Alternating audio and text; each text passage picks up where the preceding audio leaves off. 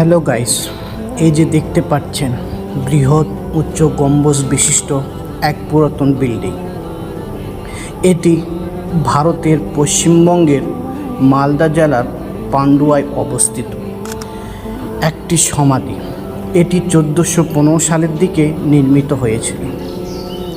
এই ভবনটির ভিতরে 3টি সমাধি রয়েছে। রাজা গণেশের পুত্র সুলতান জালালউদ্দিন মোহাম্মদ শাহ এবং তার স্ত্রী এবং তার পুত্র শামসুদ্দিন আহমদ শাহ। এবং এই ভবনটির নির্মাণ করতে প্রায় 1 লক্ষ টাকা ব্যয় করা হয়েছে। তার জন্য এই ভবনটির নাম রাখি 1 লাখি সমাধি, বরং এটি মানুষের মাঝে গোলঘর নামে বেশি পরিচিত।